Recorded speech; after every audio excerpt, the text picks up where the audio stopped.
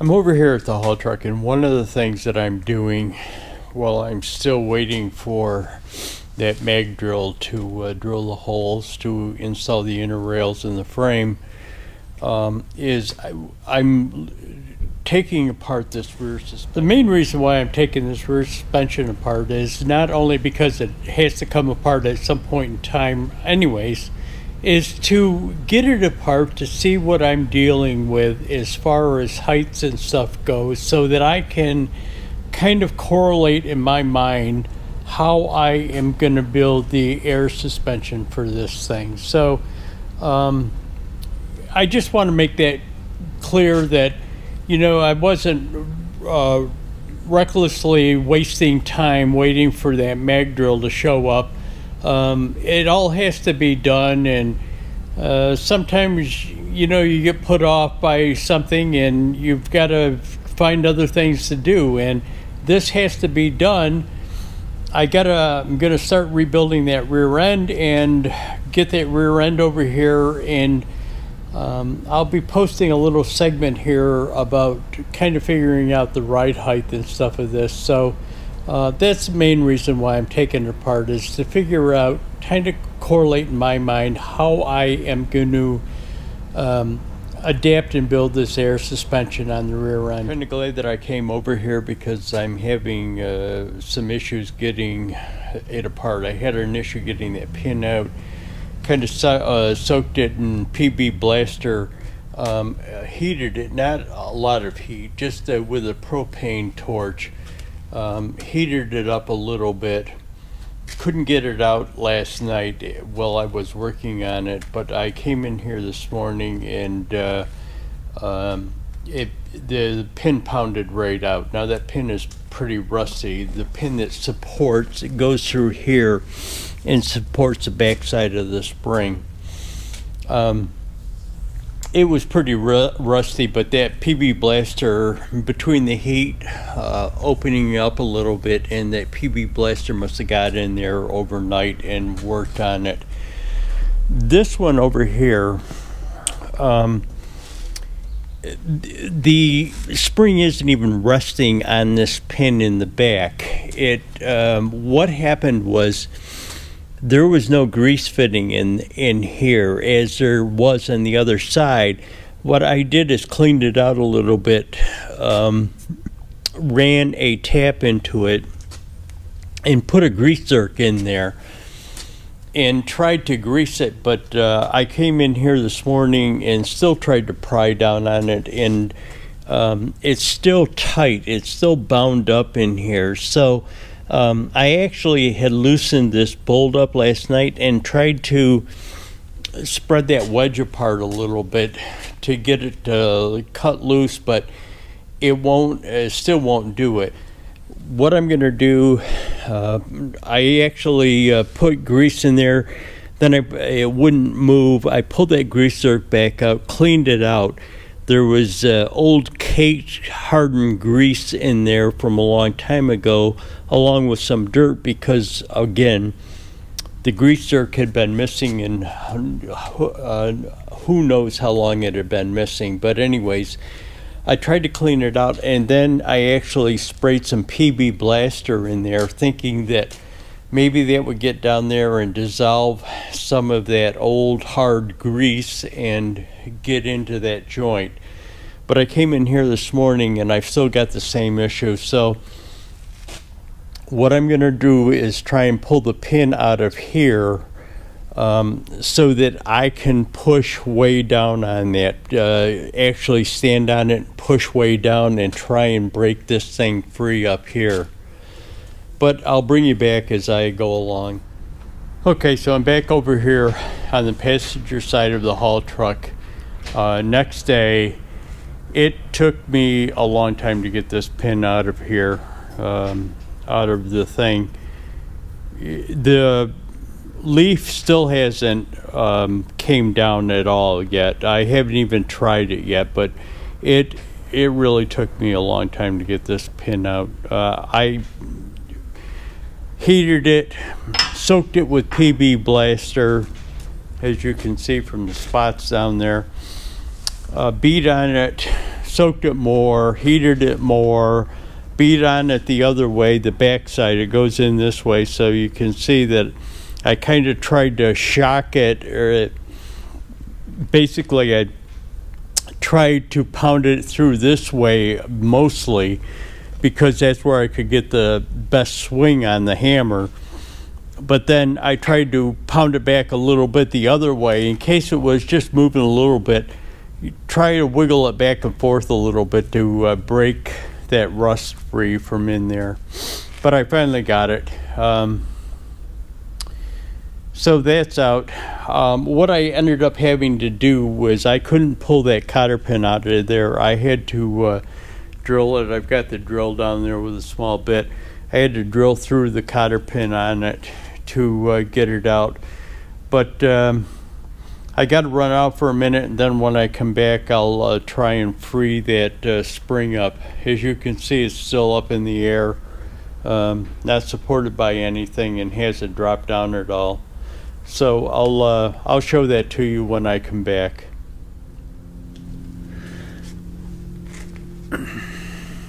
Wonder why that's bound up like that.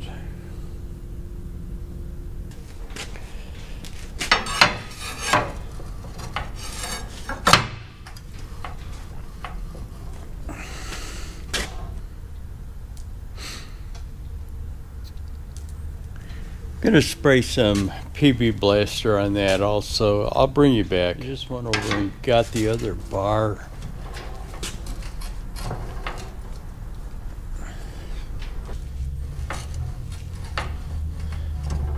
It just keeps spraying back up. I'm not really...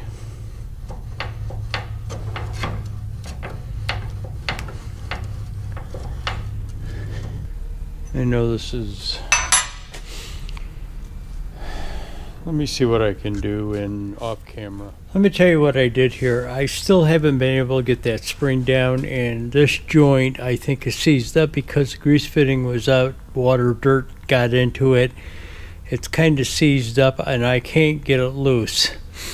What I did is pull the grease fitting out, and I had an 1/8 inch, that's an 1/8 inch national pipe thread for that Zerk fitting. I found a tubing fitting that's 1/8 inch.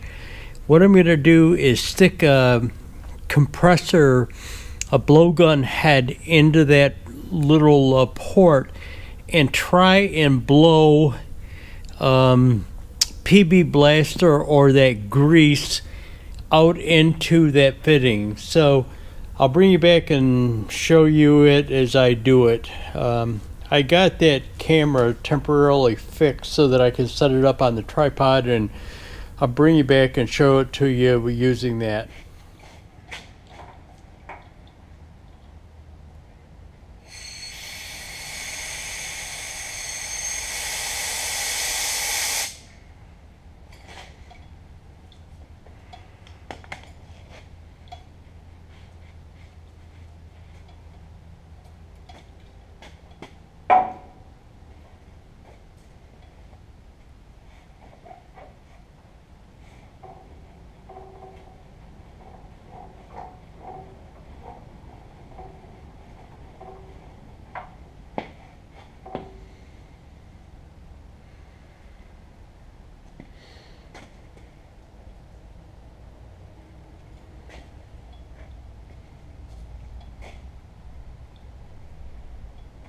Well, as you can see, it's not coming.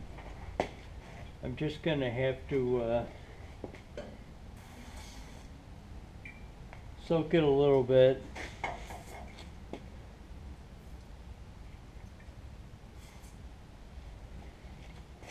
And see if I can get it out.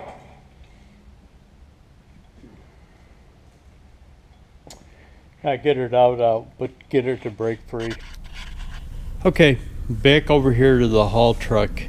As you can see, I got that passenger side spring free. Well, it's not free as it should be free, but it let down as far as it goes. So it's a matter of me just getting grease and oil into that bushing so that I get that rust out of there and just keep working it. What I'll do is put that jack under it, jack it up, and then try and re-grease it, let it down, just keep working it back and forth so that I get it free. At some point in time, I do have to get those springs out of there so that I can cut this thing. Actually, I could probably cut them in place using a portaband, but I'm gonna try and get them out. After that, the rear brackets have to come off, so I'll get them off and get that all cleaned up. What I'm trying to do is kind of researching, looking at the height, the overall diameter of tires, both in the 11R series, which is kind of an American thing, and then the metric type of tire, but in the 24/5 rim. What I'm trying to establish is what the center line of the axle is going to be with those tires, wheels and tires on it. Then what I have to do is kind of set a ride height that I want to be at, but will still allow me to drop the rear suspension when I want to disconnect from a trailer. So once I establish that ride height, I've got to kind of figure out the entire relationship of the truck to that ride height of the rear axle. And you know, I don't want the truck pointed down too much because the back is going to be up higher than the front. But again, I'm going to put airbags in the front where I can raise that up also. But I'm going to try and I need to establish the ride height of it so that I have enough room to be able to drop the suspension when I want to disconnect from a trailer. It's kind of a pain in the ass, depending on how a trailer is loaded, to get those screw jacks to pick the trailer up off of the balls. So it's kind of important to me that I'm able to do that. When you front load a trailer, it can be miserable using screw jacks to get the trailer back up again. Now, of course, they made trailers with hydraulic jacks on them, but it's really unnecessary. I mean, given the amount of times that you have to disconnect a trailer, it's kind of not required. It's kind of money wasted, actually. That money that you put into hydraulic jacks could well be spent on other options on the trailer or the truck. But regardless of the point, that's where I'm at. Got the spring done, trying to figure out what the ride height with 24/5 tires is going to be, you know, what kind of tires I'm going to use and what the ride height will be. I have established the center lines of them. Let me shut you off and I'll take you over to my book where I kind of keep little notes. So here we are over to the book, and what I did is I kind of went online and researched what some tires are going to be. Now, I do have 11R 22/5s on the front, and it calls that as a 41.4 diameter on that assembly, and it's not quite that, but it gives me a reference point. It's probably, my tire is probably off an inch, but it's worn also, so I've got to assume that the total diameter that they give in this listing is with new tread or new tires. But anyways, so I've got the diameter of 24/5s, and just as a reference, there's a 2-inch difference between 11R 24/5s and 285/75R 24/5s. There's a 2-inch diameter difference. the 11R being 2 inches bigger in diameter. So I'm gonna just kind of check it out, try and set that axle and figure out what I need for air suspension with that given axle ride height. So I'll bring you back as I show that. There's a lot of other things that are going to be involved in that axle, but I will bring you back and show that to you. Let me just state that I brought you back a little bit sooner than I thought I would. We're going to just go through this one thing, and then we're going to jump into something else here on the haul truck. I was telling you about the axle height and other things, but one of the things that governed the size of the tires in the rear was my quest to try and keep my engine RPMs down at cruising speed, highway cruising speed. Now, I've got that A3 engine, and I'm going to build it up and try and achieve more horsepower, more torque out of it. I've got that Eaton Fuller transmission, 10-speed transmission. That's an overdrive, but the other thing is I've got a box for a truck. There's a lot of wind resistance going to be on this truck because of the year of the truck, and it was nowhere near aerodynamic. Aerodynamic wasn't a consideration back in '74. So you have to remember that when I'm cruising down the highway at cruising or highway speeds, basically I'm driving a friggin' box. So my ultimate quest was to keep the RPM down at cruising speed, and that's kind of why I was going towards 24.5 tires on the rear. I found a little calculation program that where you input, and I'll try and put a pick up here of it. It's on Spicer's website, spicerparts.com, I think it is. And what you do is input the ring and pinion gear on the rear axle, the tire height, the overall tire height, the engine RPM, and the transmission ratio.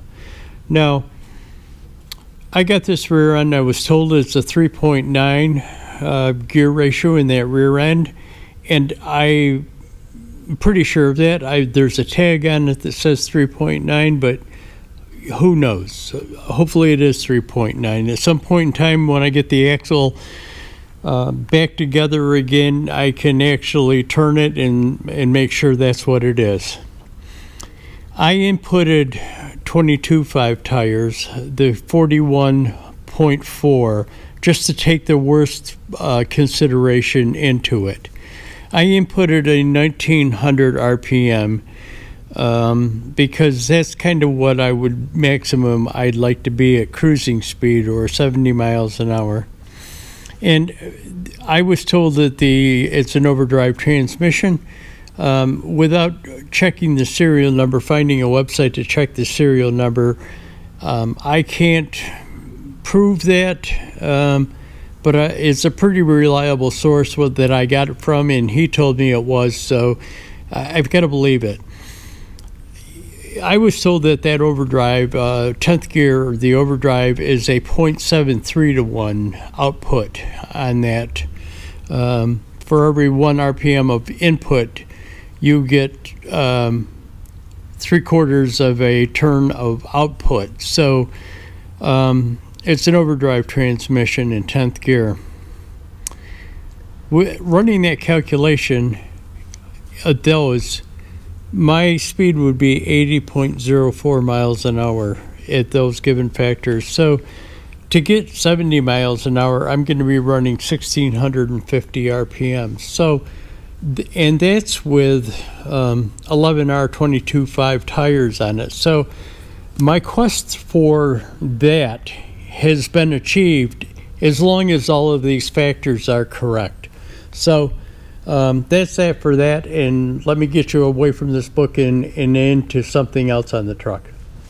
Okay, so here I am over to the haul truck, and I just went out and got the mag drill. A guy let me borrow it, a company let me borrow it, and going to be drilling the holes in the frame. Probably gonna drill some, get some bolts through there just to make sure it keeps lining up. Half-inch bit, half-inch bolts, so it's going to be a tight fit, but that's the way I'd prefer it to be. I don't want slop in there. Okay, there's the drill mounted on the frame. I've cut 4 holes so far. It hasn't taken me very long, probably 5 minutes at the most for the 4 holes. Here's one of the slugs that come out of it. I love this thing because what this thing does is it's it's sharp too. It's spring, that's why I jumped. It's spring loaded, so what it does is once you go through, it pops that metal out. Now, it can't pop the first one out because the inner frame is in there, but it'll come out with the with the bit, and it'll pop out, drops down there. Now this back one pops out when I drill through the inner rail. But what I'll probably do is set it up on a tripod and just show it to you working. I have you set up on the tripod. What I'm going to do is show you drilling through the frame in that backing rail in real time. So here we go. I've got it set up. So here we go. What will happen is I'll go through this. I'll have to extract it back out, get the slug out, kind of clear the chips and stuff off, and then I will start doing the inner rail. But here we go.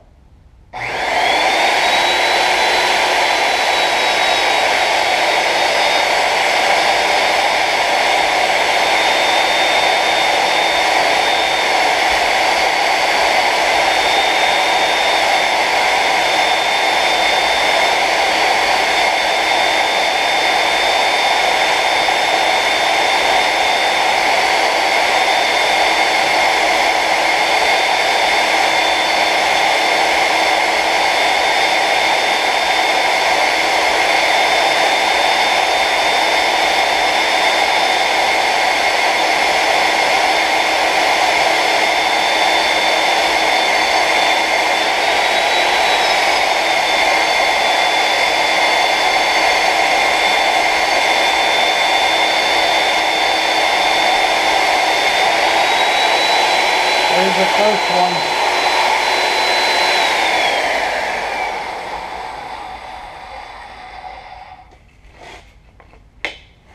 As you can see, the chips all stick to the magnet.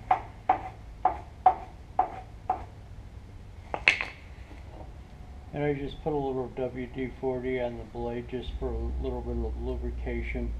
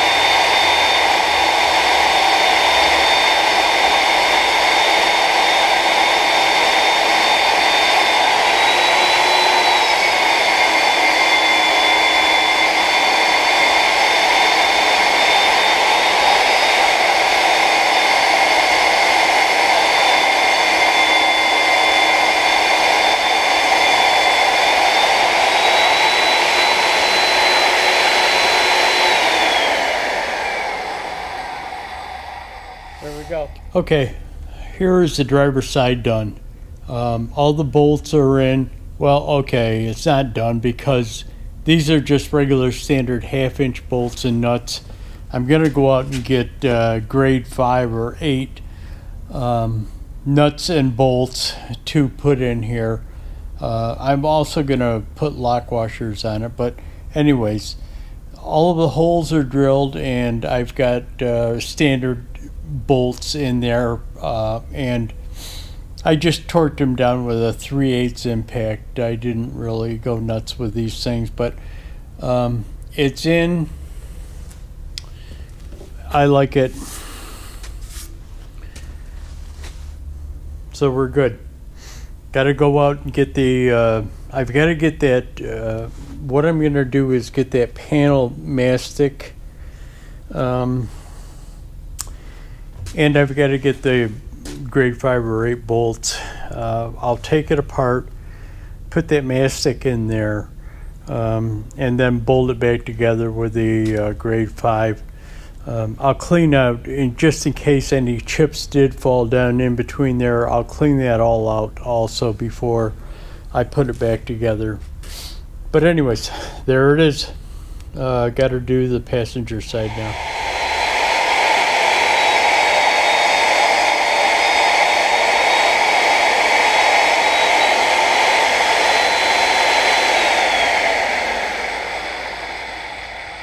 Some of you may be wondering about the size of this mag drill. It probably might look smaller to you than a normal mag drill or an older style mag drill. I will explain this. I'm going to show it to you in a shop update, and I'll explain it to you then. Okay, here we are at the passenger side, and that is done. All the holes have been drilled, and I've got those grade 5 bolts in there just temporarily. Again, what I've got to do is I'm going to pull that inner liner out, clean it all out, get a sealer in there, probably paint those holes also, so that the inside of the holes are painted. But I'll bring you back when it's all done.